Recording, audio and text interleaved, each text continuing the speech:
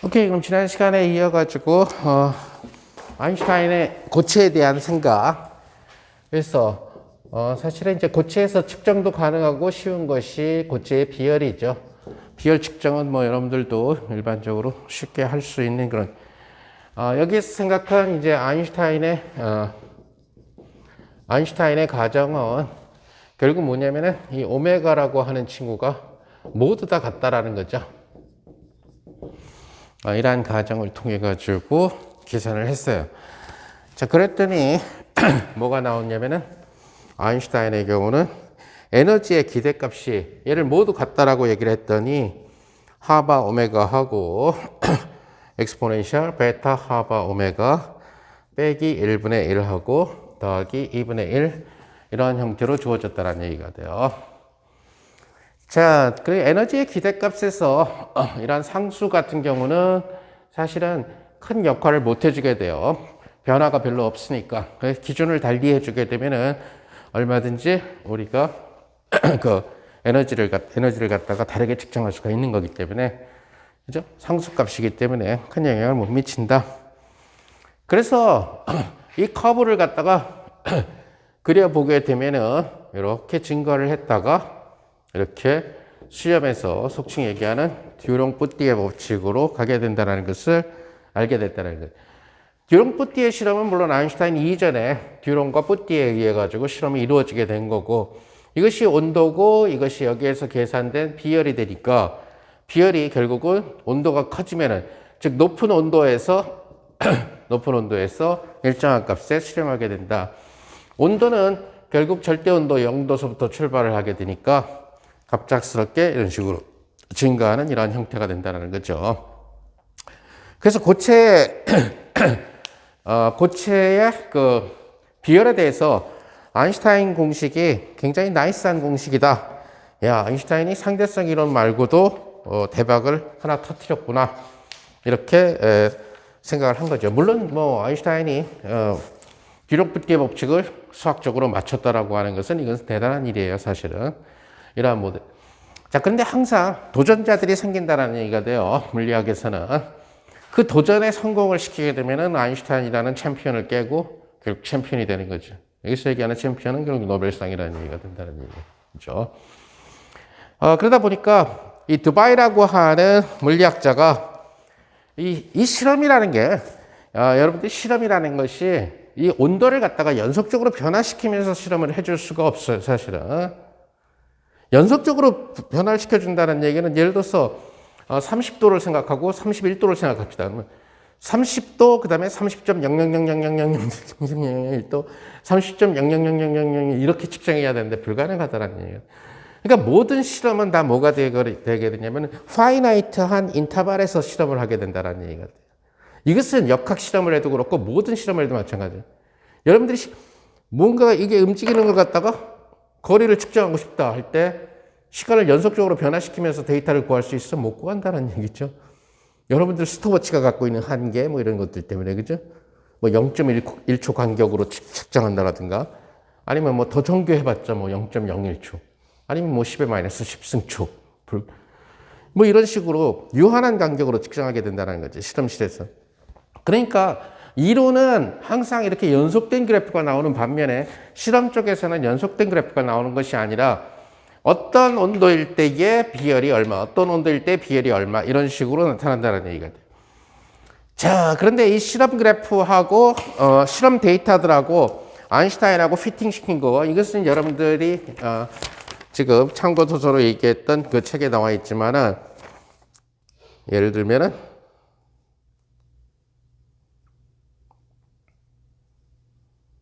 뭐 대략만 얘기합시다. 어찌됐든 간에 가령 예를 들어서 이러한 형태의 데이터가 나온다는 거예요.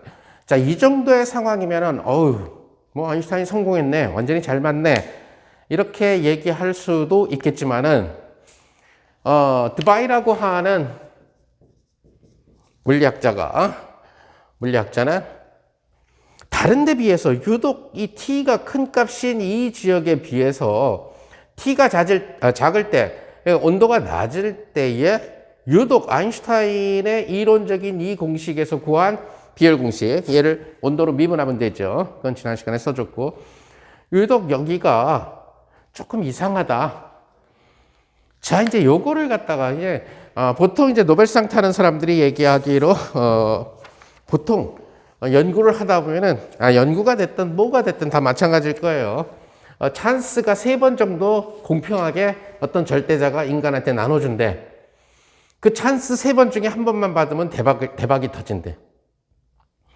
근데 찬스 3번 중에 3번을 다 버려버리거나 그냥 지나가 버리면은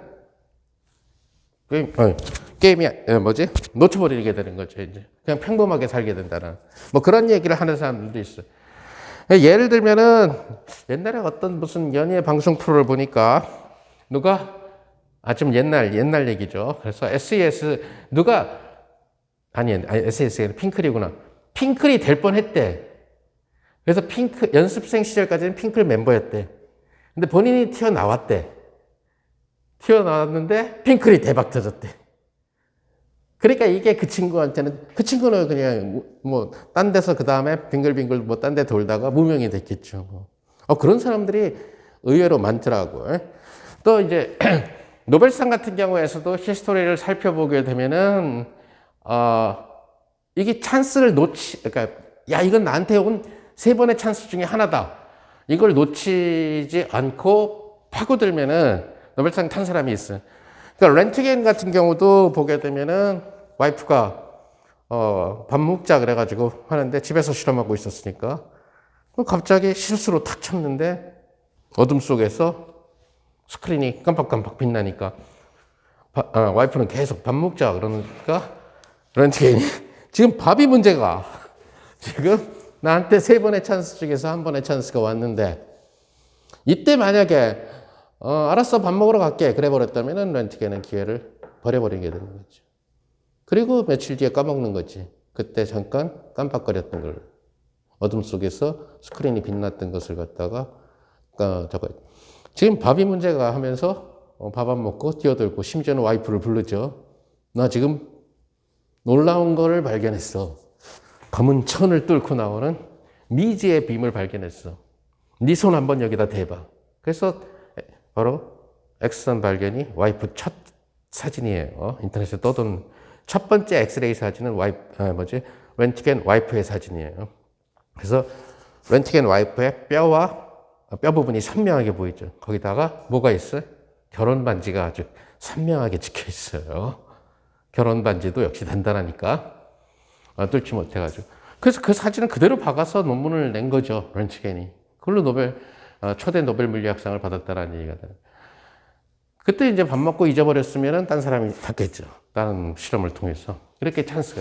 그러니까 드바이 같은 경우 이 부분을 갖다가 그냥 넘어갈 수도 있는데, 이 정도면 잘 맞는 거 아닐까? 이렇게 넘어갈 수도 있었을 텐데, 드바이 같은 경우, 혹시 아인슈타인 공식이 틀릴지는 모른다. 이렇게 생각을 해보게 된 거죠. 자, 그러다 보니까 고체의 종류는 굉장히 많다라는 거죠. 그리고 고체의 비열 측정은 지금도 쉽지만 그 당시에도 그렇게 어려운 일은 아니라는 얘기가 되겠죠. 고체의 비열을 측정하는 것은. 그죠? 그래서, 고체의 비열 측정에 대해서 다른 실험팀들이 한 실험, 그러니까 샘플을 달리해서, 고체를 달리해서 해보니까 여전히 또 이런 데는 잘 붙어 있는데 온도가 낮을 때 조금 많이 떨어지는 그런 경향을 보이더라. 그래서 이 형태를 여러 개의 이제 물질들에 대해서 생각을 해본 거죠. 그래서 이 그래프를 갖다가 그러면은 피팅을 시켜봤어요. 지금 그 당시에는 컴퓨터가 없었으니까 지금은 저런 디스크리트한 데이터가 있으면 다 누가 피팅 시켜줘요? 바로 엑셀에서 피팅이 되죠. 즉 엑셀에다가 데이터를 입력하면은 요 4개의 데이터를 지나는 커브 중에서 제일 나이스한 커브를 찾아줘 하면은 엑셀이 해주죠. 그죠? 나중에 이제 인공지능이 되면 더 잘해주겠지만은, 엑셀에 엑셀이 버전업 돼가지고 피팅 그래프를 찾아줘요. 그래서 실험하는 사람들 굉장히 편하지. 또는 엑셀뿐만 아니라 뭐 오리진 같은 데서도 찾아주게 될 거고, 실험하는 사람들이 많이 쓰는. 자, 이때는 이제 컴퓨터가 없었던 시절이니까 두바이 같은 경우는 정말로 정확하게 초등학교 때 X값 얼마, Y값 얼마일 때 그래프를 찾는 문제처럼 모는 종이 갖다 놓고 표 만들어가지고 찾는 그러한 무식한 방법을 쓰는 거죠. 온갖 찬스라고 생각. 그러다 보니까 0부터 출발해서 여기를 지나는 요 커브를 드바이가 피팅을 시켜봤어요. 그랬더니 놀랍게도 요 피팅된 이 커브는 그러니까 낮은 온도에서 굉장히 낮은 온도죠. 절대 온도 0도. 그러니까 이게 지금 여기가 지금 데이터가 없다라는 얘기는 너무 낮은 온도로 실험할 수 있는 시대가 아니었어요. 이제 그때가. 적당히 낮은 온도였다는 얘기죠. 여기는 영하 270도잖아요. 그 당시에는 이런 실험하기 쉽지 않았다는 얘기죠. 그래서 초반 데이터가 없고 여기 데이터가 있어요. 영하 100도 정도까지는 그 당시도 그렇게 어려운 일은 아니었죠. 사실은 영하 100도나 영하 150도 같은 경우들은 뭐 잘 알다시피 질소를 액화시키면은 영하 한 150도 정도 되죠. 질소를 갖다가 공기 중에 질소를 갖다가 액체 질소로 만드는데 드는 비용은 같은 부피로 따졌을 때 막걸리 만드는 비용보다 더 싸요.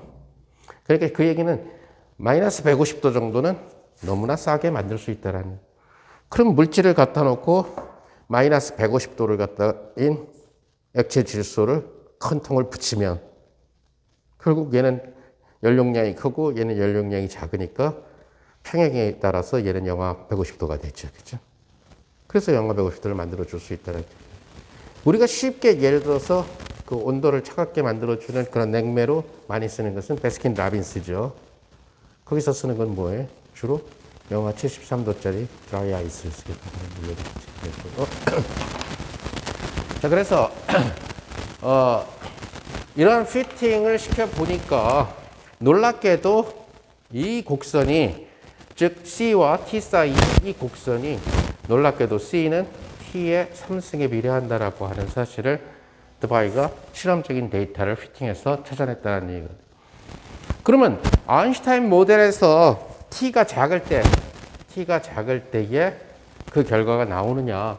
만약에 아인슈타인 모델에서 T가 작을 때 그러한 모습이 나타나면 자, 여기서 얘기하는 베타라고 하는 친구는 여러분들이 앞에서 했었던 볼츠만 상수하고 온도를 곱한 것분의 1이에요. 그러니까 T가 작다라는 얘기는 결국 T가 작다라는 얘기는 베타가 크다라는 얘기예요. 자, 우리가 여기로부터 지난 시간에 계산해 준 공식 비열의 결과는 결국 저러한 에너지의 기대값을 온도로 미분해서 KB의 베타의 하바 오메가의 제곱 익스포넨셜의 베타의 하바 오메가 익스포넨셜의 베타 하바 오메가 마이너스 1의 제곱이라고 얘기를 했죠. 그죠? 비열이. 자, 이랬을 때 온도가 작을 때를 갖다가 살펴봅시다. 그러니까 온도가 작을 때를 살펴보니까 베타가 클 때라는 얘기가 돼요.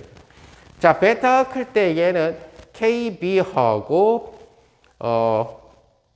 하바 오메가의 제곱하고 베타의 제곱이 되고 베타가 너무너무 크니까 즉 T가 너무너무 작아서 베타가 너무너무 크니까 지수함수가 1보다 커지죠. 그죠? 그래서 얘가 무시가 된다는 얘기가.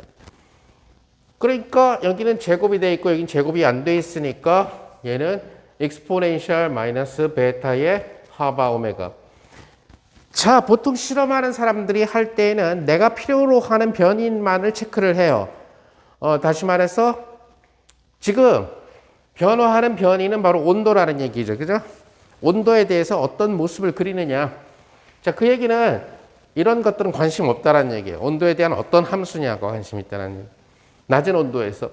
그럼 이 베타가 온도의 역수니까 여기가 뭐가 돼? 결국 T의 제곱분의 1 이러한 형태가 된다는 것을 여러분들이 알 수가 있다는 거죠. 자, 그 다음에 여기서 뭐가 되면 엑스포넨셜 마이너스 t분의 어쩌고 저쩌고 이런 형태라는. 자, 이러한 행동은 아인슈타인 모델에서 이러한 행동은 결코 뭐냐면은 t의 3승에 비례하는 이러한 모습을 그리지 않는다라는 것을 알 수가 있다는 얘기. 그 얘기는 뭐냐면은 아인슈타인 공식이 높은 온도에서는 잘 맞지만 낮은 온도에서는 드바이의 그 생각으로 봤을 때는 틀렸다라는 거죠. 그렇다면 아인슈타인 공식에서 어떤 과정이 잘못됐는가를 드바이가 생각을 한 거죠. 이건 이제 드바이한테는 찬스라는 얘기예요. 자, 이렇게 어떤 이론을 한다 하더라도, 드바이는 이론 물리학자예요. 그래서 이론을 한다 하더라도 실험적인 그래프들을 갖다가 찾아서 혹시 그동안 잘못된 이론이 이 실험 그래프들을 설명하려고 하고 있지는 않았느냐를 갖다가 조사하는 거. 보통 그냥 이론만 너무 예쁘게 써서 노벨상을 받는 일은 없어요. 실험하고 맞아야지 노벨상을 준다는 얘기가 되니까. 물론 뭐 노벨상이 목적이 아닌 사람들도 있을 수도 있으니까, 그러니까 이론 물리의 아름다움에 빠져가지고 하는 사람들도 있을 수가 있고. 이제 드바이 같은 경우는 이거 찬스라고 생각을 한 거죠. 그렇다면은 이 모델이 아니라 뭔가 아인슈타인의 모델이 바뀌어야 된다는 거죠. 결국 이 새로운 모델을 드바이 모델이라는 거는 고체 비열에 대한 올바른 이론을 갖다가 만들어내는데 성공을 하게 돼서 낮은 온도에서 T3승이 나와야지만 자기가 피팅한 그래프하고 맞아떨어지는 그런 상황이 된다는 거예요. 근데 이론만 맞으면은 드바이는 거의 노벨상이 보장되는 거죠. 그래서 아인슈타인의 가정에서 무엇이 잘못됐는가를 쭉 찾아보니까 결국 이 첫 번째 가정이 잘못됐다라는 거죠. 그래서 우리가 앞에서 얘기한 것처럼 바로 분산 관계식 때문에 이것이 같지 않고 이 오메가가 결국 파수 벡터의 크기의 함수가 된다라는 사실을 우리는 알고 있었죠. 그죠? 근데 이것을 갖다가 운동량을 고려하지 않고 전부 다 같다라고 놓고 푼 아인슈타인의 경우가 잘못됐다. 그렇다면 저런 서로 다른 운동량을 갖고 있는 진동들, 좀 빨리 움직이는 진동도 있을 수 있고 천천히 움직이는 진동도 있을 수가 있고 이런 모든 케이스들을 다 썸해주면 혹시 이게 나오지 않을까. 그런다면 난 노벨상이야. 이렇게 생각하고 뛰어든 거죠. 야, 이 정도의 상황이 마주치게 되면 이때는 이제 날밤 세우는 거죠. 이때는 날밤 세우고 집에도 안 들어가는 거지. 이제 거의 뭐 한 달을 갖다가 뭐 피자를 시켜 먹든 뭘 하든 간에 찬스니까. 누구보다 빨리 논문을 마무리 지어야 되니까.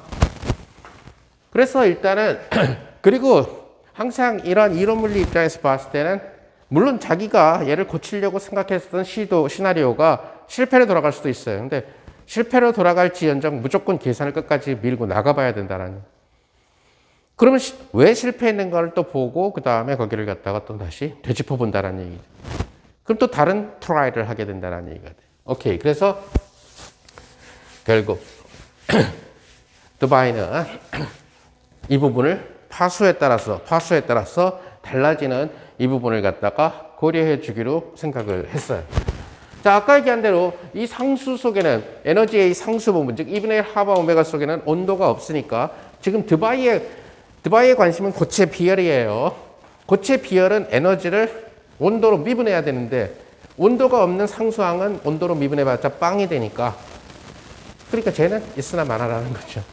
지금 관심이 내부의 에너지 측정이 아니라 자, 그래서 우선 그때도 얘기한 것처럼 고체 자체가 주기성을 갖고 있다라는 거죠. 주기성을 갖고 있다. 그래서 만약에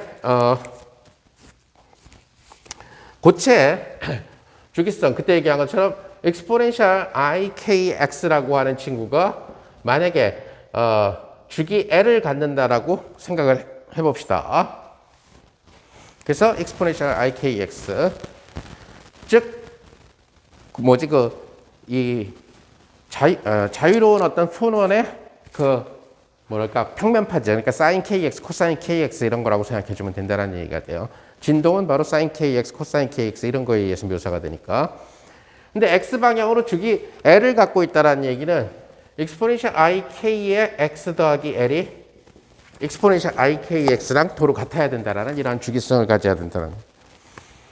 자, 그러면 이것은 exponential ikl이 1이라는 것을 의미하게 될 거고, 따라서 k라고 하는 k 곱하기 l은 뭐가 되면 2파이의 n배 이런 식으로 돼주면 된다는 얘기. 여기서 n은 정수면은 된다는 얘기가 되겠죠. 모든 정수에 대해서 하는 거죠. 자, 이 식에서 k와 n 사이의 관계를 보면은 k는 결국 n과 k 사이의 관계.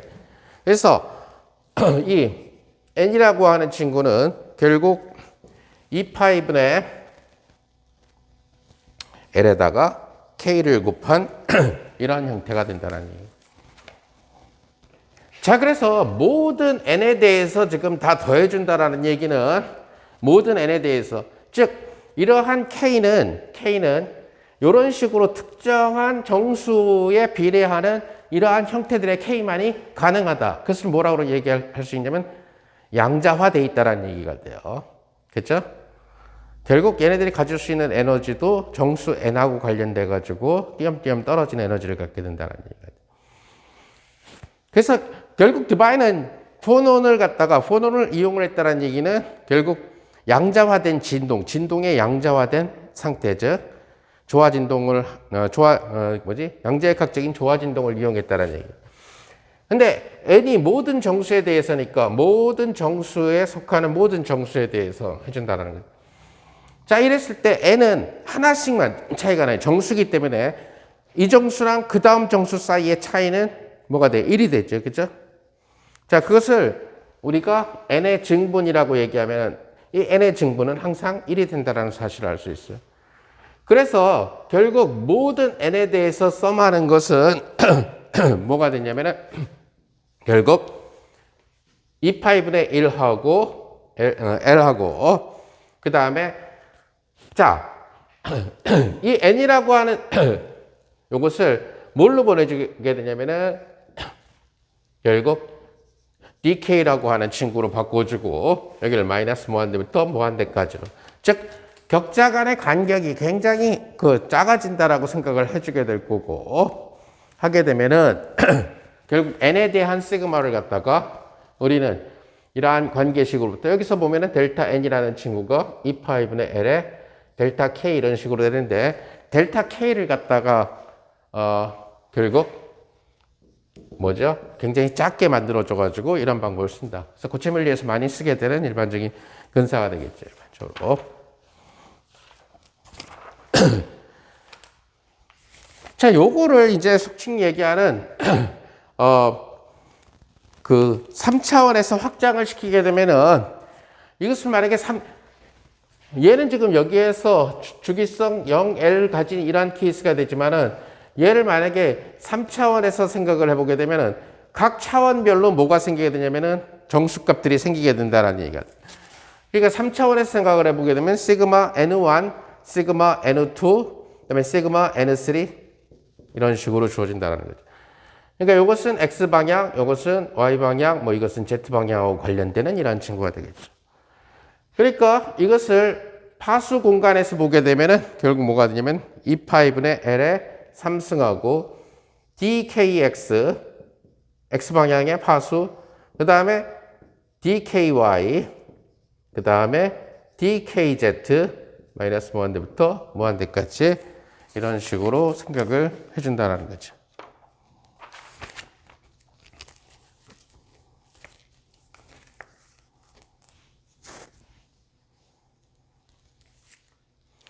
자, 그래서 결국 드바이가 생각한 것은 이러한 모든 파수의 성분이 계속 이런 식으로 모든 경우들이 다 가능할 때 이놈들에 대해서 얘를 갖다가, 지금 아인슈타인의 경우는 이 오메가가 일정하다고 생각했는데 사실 이 오메가가 K라고 하는 파수의 크기의 함수가 되죠. 그래서 그걸 갖다가 넣어줘서 계산을 해주자는 얘기예요. 그래서 결국 드바이의 에너지 공식, 드바이라고 쓸까요? 드바이의 에너지 공식은 뭐가 되냐면은 아까 얘기한 대로 여기 2파이분의 L에 3승하고 인테그랄 마이너스 무한대부터 무한대까지 dkx, 인테그랄 마이너스 무한대부터 무한대까지 dky, 인테그랄 마이너스 무한대부터 무한대까지 dkz. 자, 이렇게 되고 아인슈타인 공식을 써주는 거죠. 아인슈타인 공식에서 하바 오메가인데 여기가 k에 따라 달라지는 거죠. 그죠?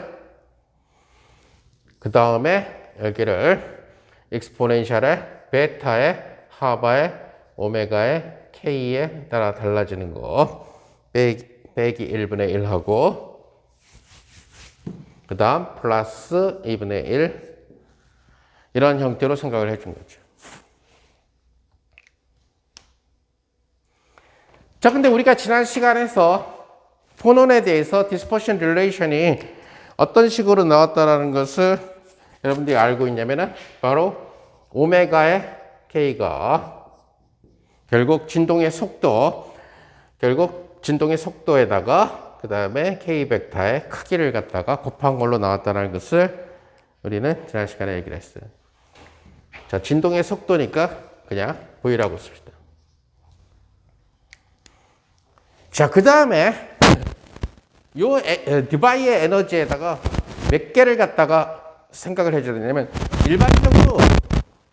일반적으로 그 폰온으로 양자화되는 고체의 진동은 빛의 진동하고는 달라요.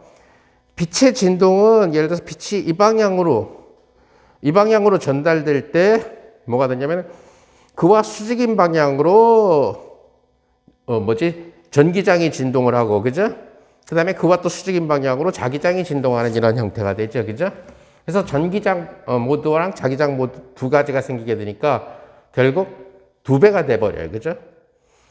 그런데 일반적인 고체 속에서의 진동은 결국 소리를 만들어내는 진동하고 똑같아요. 소리라는 진동하고 똑같다라는 얘기가 돼요. 그 얘기는 뭐냐면은 횡파 모드 두 개만 있는 것이 아니라 전자기는 횡파 모드 두 개만 있는데 일반적으로 고체 속의 진동은 이 파동이 진행하는 방향과 같은 방향으로 진동하는 이 종파 모드도 하나 생겨요. 이 방향으로도 하나 생기고 파동이 이렇게 진행을 하는데 그러니까 이 방향의 진동도 생기고 그와 수직인 방향의 진동도 생기고 이렇게 된다는 얘기예요. 그래서 결국 세 가지 횡파 모드 두 개하고 종파 모드 하나가 생겨서 결국 세 배를 카운팅 시켜줘야 된다는 얘기예요. 자, 그래서 결국 드바이는 이런 가정 하에서 에너지 공식을 갖다가 아인슈타인의 에너지 공식을 이 샘플한 공식에서 물론 아이디어는 아인슈타인으로부터 따쓴 거지만 아인슈타인의 공식에서 아까 얘기한 것처럼 오메가가 K에 의존하지 않으니까 다 똑같이 놓고 하니까 여기에서 지금 실험 그래프가 맞지 않게 나왔는데 드바이는 자신이 이 적분만 계산할 줄 알면은 즉 이 결과를 여기다 집어넣어서 계산할 줄만 알면은 결국 문제가 해결될 것이다. 자, 그렇다면 이것은 3배의 2파이분의 L에 3승하고 그 다음에 V는 앞으로 나가면 될 거고요. 그 다음에 여러분들이 수리물리에서 배웠겠지만 이렇게 마이너스 무한대부터 무한대, 마이너스 무한대부터 무한대, 마이너스 무한대부터 무한대, X성분, Y성분, Z성분으로는 구좌표계로 바꿔 써줄 수가 있죠. 그죠? 자, 그래서 구좌표계로 바꿔주면은 결국 뭐가 돼?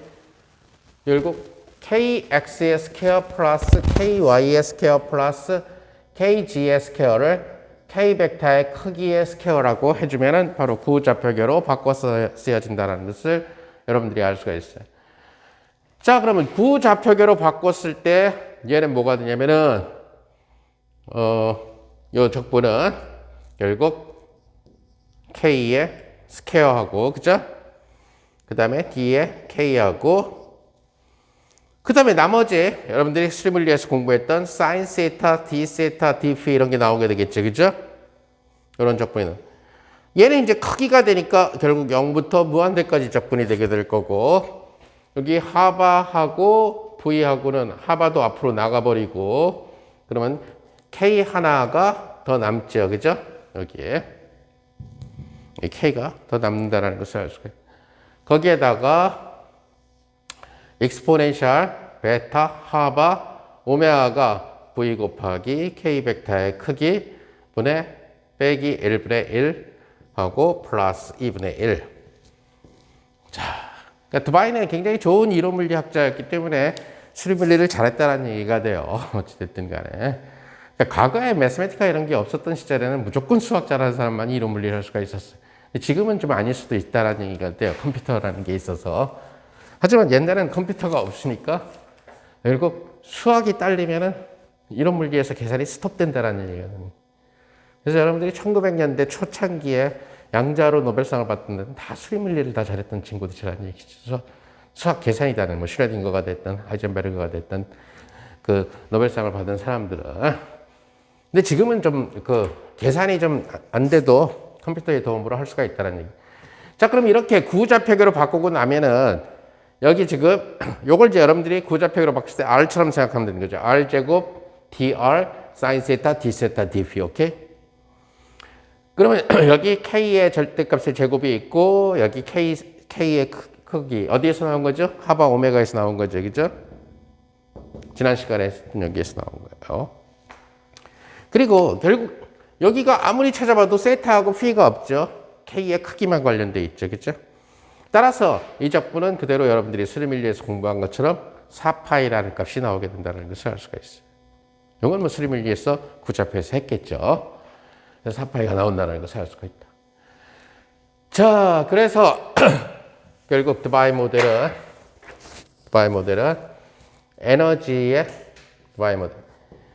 자, 이제 구차스러운 이런 친구들은 전부 다 그냥 상수니까 뭐 4파이에다가 뭐 V에다가 하바에 뭐 이런 것들 다 상수죠. 그죠?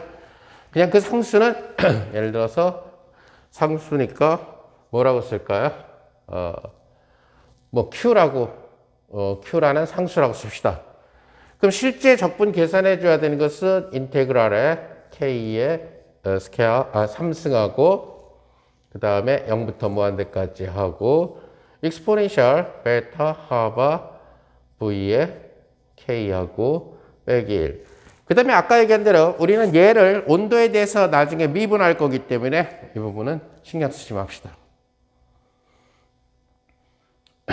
그러면 결국 이런 모습으로 된다는 것을 그리고 누구에 대해서 적분하느냐. 결국 K의 크기에 대해서 이 친구를 결국 적분해주는 그러한 모델이 된다는 것을 여러분들이 알 수가 있다는 거죠.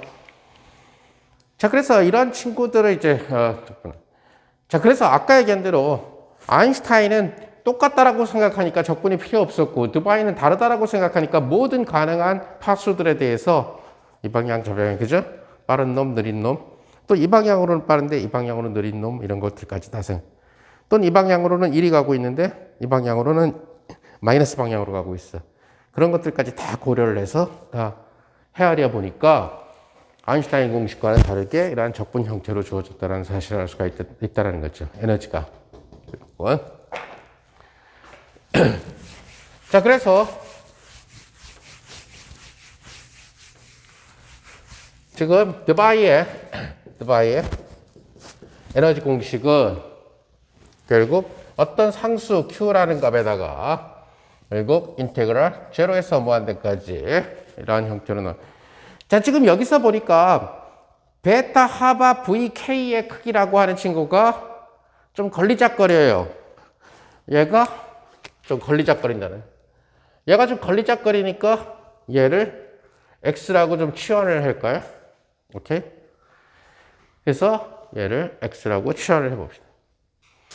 자, 얘를 X라고 치환을 했다는 얘기는 결국 K라고 하는 친구가 뭐가 돼요?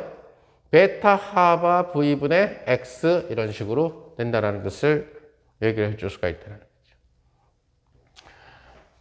자, 이제 Q는 아까 여기에서 여러분들이 읽어내면 되는 숫자고 따라서 그렇게 치환을. 자, 이런 식으로 비례관계로 치환을 시켜줬기 때문에 K의 크기가 무한대로 갈 때 X도 역시 무한대로 간다는 거죠. 그죠? 그렇게 될 거고 여기는 exponential x-1 이렇게 될 거고 K의 크기가 적으니까 베타의 하바 V분의 어디 갔어?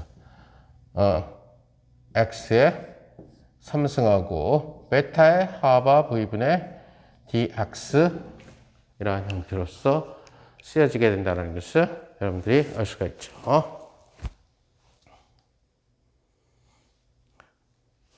자, 이것은 결국 뭐가 되냐면은 어떤 Q라는 상수, 저기서 결정된 Q라는 상수에다가 베타 하바 V분의 1에 4승하고 0에서 무한대까지 exponential x-1분의 x의 3승 dx 이러한 형태로서 쓰여지게 된다는 것을 여러분들이 알 수가 있죠.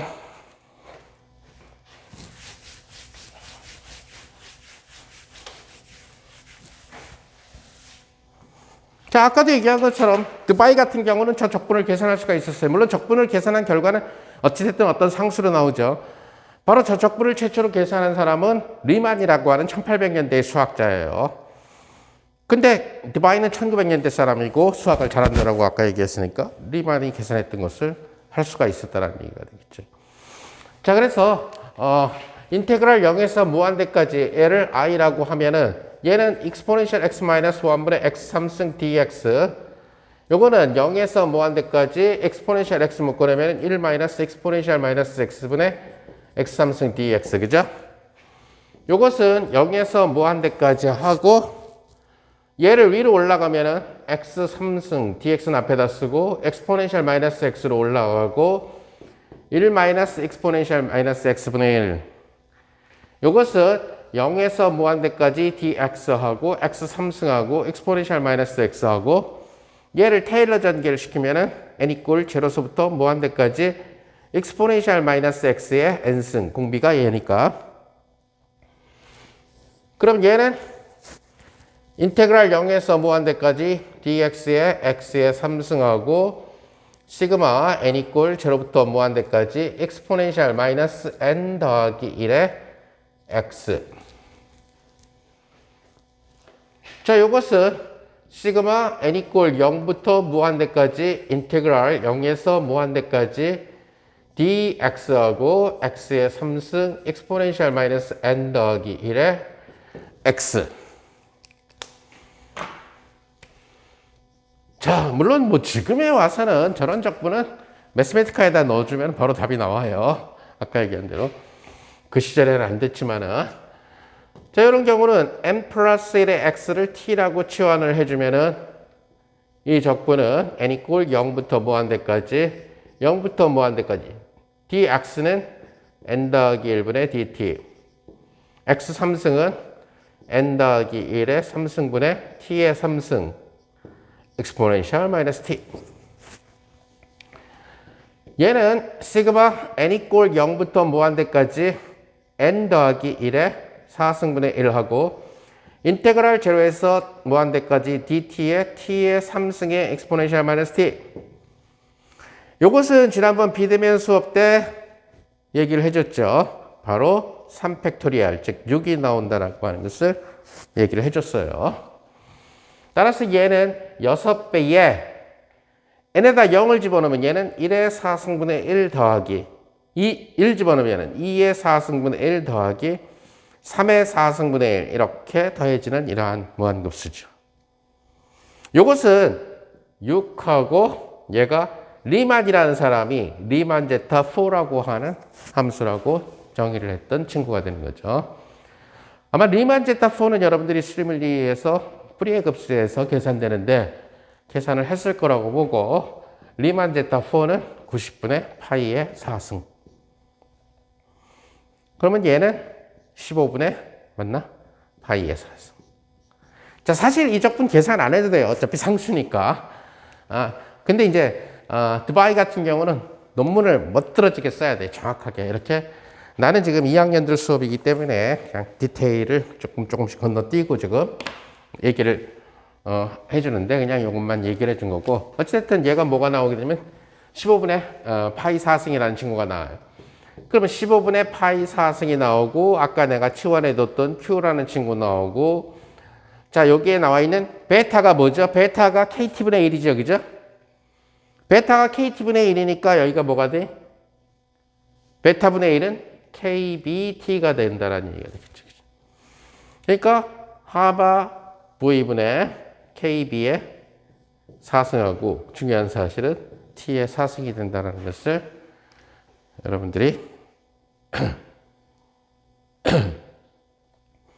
알 수가 있다는 얘기.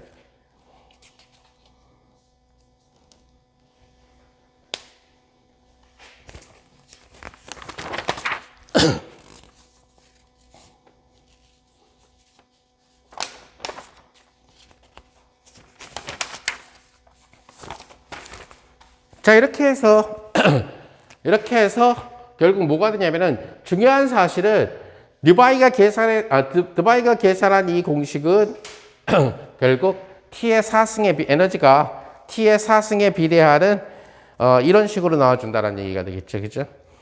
자, 에너지가 t의 4승에 비례하는 이런 형태로 나오니까 드바이가 원하는 결과였다는 얘기가. 그래서 드바이가 원하는 결과가 얻어졌다는 얘기. 그래서 에너지가 t의 4승에 비례하는 이러한 형태가 됐다는. 그럼 비열이라고 하는 친구는 결국 내부 에너지, 즉 에너지의 기대값을 온도로 미분한 이러한 형태가 되는데 이 친구는 결국 누구에 비례하게 됐죠? t4승을 미분하니까 t3승에 비례한다. 그래서 자신이 의도했었던 결국 t의 3승 법칙을 갖다가 드바이가 찾아내는데 성공을 했다. 자, 그래서 문제는 이제 드바이가 찾아낸 드바이의 아이디어는 이 아이디어는 사실은 지금 요 부분에서 그러니까 t가 작을 때 t가 작아지는 경우에 결국 이 아인슈타인 공식이 얼마나 잘 안 맞느냐. 그래서 데이터들이 요게 이제 요 그래프가 아인슈타인 그래프라고 얘기한다면은 아인슈타인 그래프가 안 맞는 부분을 설명하기 위해서 나온 공식이라고 생각하면 된다는 얘기예요. 그래서 결국 이 부분이 뭐냐? 결국 T3승이 나오게 된다. 이렇게 나오게 되는 결국 그 근원은 뭐가 되냐면은 오메가라는 친구가 K에 따라서 아인슈타인처럼 일정한 것이 아니라 결국 오메가 K라고 하는 이 친구는 결국 어떤 진동 속도 V하고 그 다음에 K 벡터에 비례하는 이런 구조를 갖기 때문에 이러한 일이 일어난다는 것을 석칭 얘기하는 알아내게 된 거죠. 자, 이 디바이의 디바이의 이론은 사실은 지금 특별한 케이스 T3승을 만들어내는 그런 과정만 설명하려고 해서 조금 건너뛰었지만은 원래 임의의 온도에 대해서 하려고 하게 되면 굉장히 계산이 어려워져요, 사실은. T3승을 보여주려고 짤막한 계산을 지금 해본 것 뿐이고. 자, 이런 식으로 해서 이렇게 끝없이 가가지고는 곤란하지 않느냐. 아까 얘기한 대로 여기에서 멈춰야 되는데, 어딘가에 가서 멈춰야 되는데. 그래서 결국 디바이가 생각하게 된 것은 결국은 이렇게 나오는 이유가 지금 디바이 공식대로 하게 되면 뭐가 생겨버리게 되냐면 이렇게 가게 돼요. 그죠? 그냥 이렇게 가면. 근데 지금 그러면 여기는 잘 맞췄지만 어디를 못 맞추게 되냐면 결국은 듀롱프티의 법칙. 온도가 커지면 일정한 값에 수렴해야 된다는 것을 못 맞춘다는 거죠. 자, 이제 여기에서 디바이는 다시 고민에 빠지게 된다는 거죠. 왜 왼쪽은 맞았는데 아인슈타인은 이쪽을 맞췄는데 이쪽이 안 맞고 그 다음에 자신은 여기는 맞췄는데 끝없이 T3승으로 올라가 삐니까 따라서 듀롱프티의 법칙이 안 맞는다는 얘기거든요. 뭐가 잘못됐을까? 이걸 생각을 한 거죠. 역시 디바이는 노벨상을 받을 만한 좋은 물리학자였다는 얘기죠. 실험하고만 맞으면은 이 세상 어떤 과정도 다 허용되는 것이 이론의 세계예요. 물리와 수학은 달라요. 순수 수학은 로지컬하게 이루어지기 때니까 네가 왜 그런 쓸데없는 과정을 해? 이렇게 떠들어대게 되는 거고 순수 수학의 세계는 실험과 맞출 필요가 없어요. 그러나 물리에서 수학을 사용했을 때는 실험과 맞추기에 대해서 어떠한 과정도 허용된다는 얘기예요. 실험하고만 맞으면. 불확정성 원리가 대표적이죠. 자, 그러다 보니까 이건 말이 안 된다.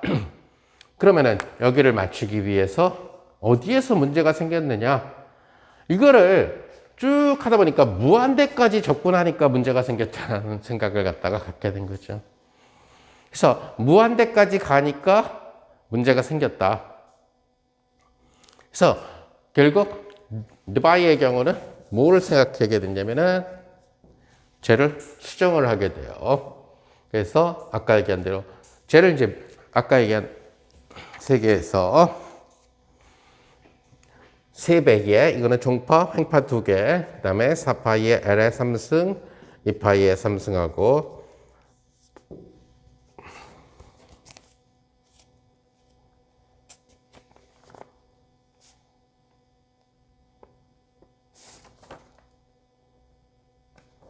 그 다음에 우리가 적분 3개를 해줬죠. dkx, dky, dkg 적분 3개를 해줬고, 그 다음에 하바에 오메가에 k 해줬고, 여기에 엑스포넨셜 베타 하바 오메가에 k, 그 다음에 빼기 1분의 1 하고, 여기 뭐 2분의 1인데 이거는 신경 쓸 필요가 없고.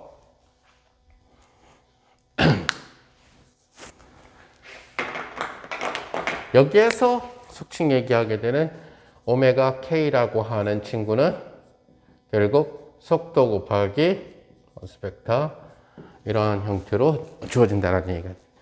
그럼 얘는 바로 뭐가 되냐면 앵귤라 프리퀀시예요. 우리가 앵귤라 프리퀀시를 그냥 줄여서 그냥 프리퀀시라고 얘기를 해요. 그래서 그 프리퀀시랑 관련되는, 그러니까 얼마나 잘 떠느냐 하는 거죠. 그죠? 얼마나 많이 떠느냐 하는 그러한 진동이 얼마나 많이 떠느냐. 즉 오메가가 크다는 얘기는 이렇게 떤다는 얘기고, 오메가가 작다는 얘기는 이렇게 떤다는 얘기가 되겠죠. 음악으로 얘기하면 오메가가 작은 경우가 베이스 음 같은, 그죠? 기타 줄이 천천히 움직이게 되겠죠, 그죠? 그 다음에 소위 얘기하는 오메가가 크다라는 얘기는 그 앰프 기타에서 나오는 까랑까랑한 높은 음, 그죠?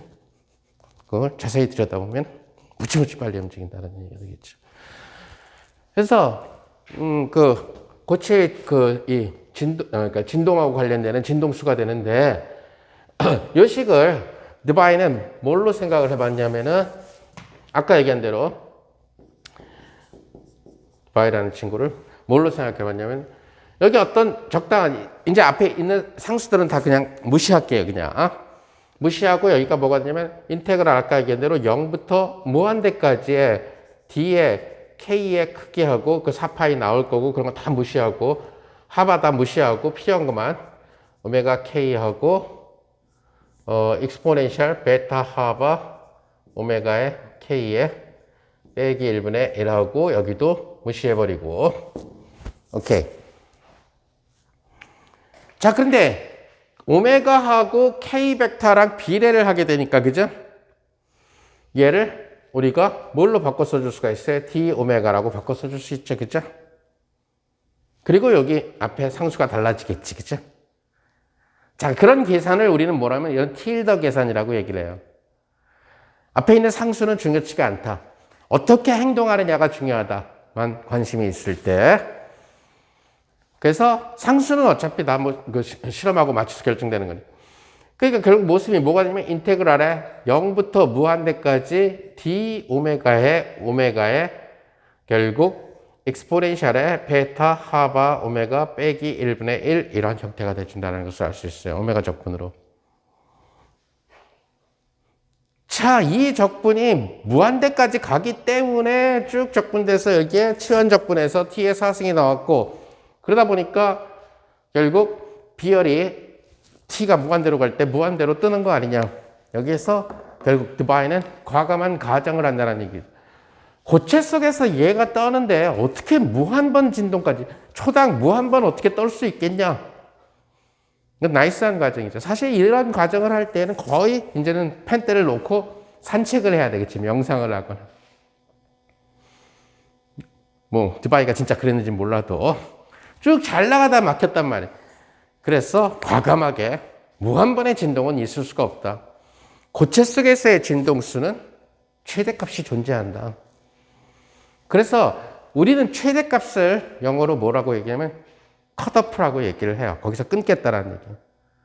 그 선까지만 딱 끊어버리겠다라는 얘기. 그래서 속칭 얘기하는 드바이의 컷오프 프리퀀시라고 하는 드바이 진동수를 도입을 하게 돼요. 드바이 각진동수 오메가 t라고 하는 친구를 도입을 하게 됐다는. 자, 그래서 얘를 도입을 함으로 인해 가지고, 그러면 이제 이게 무한대가 아니니까 아까처럼 적분이 안 돼요, 얘가. 그죠? 이 적분 자체가 얘가 무한대로 안 가니까 아까처럼 감마 함수를 쓸 수가 없다고. 그래서 수치 적분을 해야 된다는 얘기예요. 일일이. 지금은 이제 매스메티카에서 적분을 한다. 좀 더 정확하게 하면 에라 함수라고 하는 그런 함수가 돼요. 에라 펑크션이라는 함수가 돼요. 그건 역시 마찬가지로 무한대까지 적분이 아니니까 팩토리얼로 나오는 것이 아니라 어떤 숫자를 컴퓨터로 숫자를 집어넣어야지만 된다는 얘기가 돼요. 그 드바이 같은 경우 시대 때에는 석칭 과거에 컴퓨터를 안 다루던 시절에는 계산 실력들이 굉장히 좋아요. 그리고 또 그 중에서 그 마을이나 학계에서 뭐냐면은 서포터즈들이 있어. 계산 잘하는 걸로만 뽑는 직업이 있어. 어릴 때부터 계산이 잘 되는. 우리도 보면은 내가 초등학교 다닐 때는 정말 컴퓨터도 안 쓰고 뭐 42,834원이요, 52,888원이요, 곱하기 38,438원. 뭐지? 아무것도 안 쓰고 답은 딱 맞추는 놈들이 있어. 암산왕이라고 그러죠. 지금 아무짝에도 쓸모없는 그런 사람들이 있어. 그런 사람들이 꼭 교무실에 끌려가가지고는 성적 통계 내주고 그랬거든, 걔네들이. 근데 걔네들이 수학을 못해. 계산은 잘하는데 초등학교까지만 산수를 잘하다가 중학교 가면은 그때부터 식을 못 세우니까 안 되는 애들이 굉장히 많았다. 그러니까 과거에도 그런 직업이 있었어요. 옆에서 계산을 잘해주는 친구들이라. 드바이 같은 경우도 잘하고. 이게 그러다 보니까 여기에다가 적당한 값을 집어넣어서 이런 적분을 갖다가 수치적으로 계산하는 이런 일들을 할 수 있었다는 얘기예요. 자, 그래서 이 얘를 갖다가 우리는 드바이 적분이라고 하는데, 드바이 적분을 갖다가 계산하고 공부하는 것은 우리의 2학년 현대물리의 수준을 좀 넘어요. 그래서 이것은 여러분들이 4학년 올라가서 고체물리에서 드바이 법칙을 다시 배울 때 그때 하는 걸로 하고, 이렇게 컷오프를 시켜주고 나니까, 드바이 컷오프 최대값을 시켜주고 나니까 그래프의 모양이 놀랍게도 여기는 T3승 맞추면서 이렇게 되는 이런 그래프가 돼요. 즉 여기는 T3승에 비례하고 이런 식으로. 그래서 이런 부분들은 굉장히 아인슈타인하고 비슷한데 조금은 달라요. 컴퓨터로 그려봐야 되기 때문에. 하지만 T3승도 마치고 이렇게 무한대까지 안 뻗어가면서 사라지게. 이렇게 사라지게 되는 결정적인 이유는 바로 컷오프를 만들어줬기 때문에 이렇다는 거예요. 그럼 이 컷오프는 물질에 따라 다르냐? 달라요.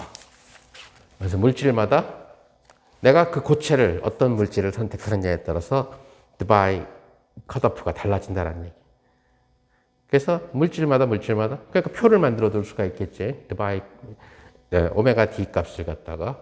그래서 물질 속에서 진동이 최대의 진동수를 갖게 되는 최대의 진동수가 물질마다 다르기 때문에 그렇다라는 식으로 설명을 하는 거죠. 그 얘기는 이제 뭐냐면 비열이 그러니까 물질이라고 하는 것이 다 같은 그 최대 진동수를 갖도록 이루어져 있지 않다라는 얘기가 돼요. 고체는 굉장히 다양하니까 구조도 다양하고 그 모습들도 다양하기 때문에 이런 식으로 된다는 얘기예요. 그래서 이것을 갖다가 우리는 고체의 열적인 운동. 그래서 고체의 열적인 운동에 대해서는 우리가 아인슈타인 모델과 이것을 갖다가 좀 바로잡는 드바이 모형까지만 간략하게 살펴봤다는 얘기예요. 다음 시간에는 고체의 전기적 운동, 즉 전자가 주인공이 돼서 이루어지게 되는 그런 모델을 갖다가 얘기해 보도록 합시다. 오케이.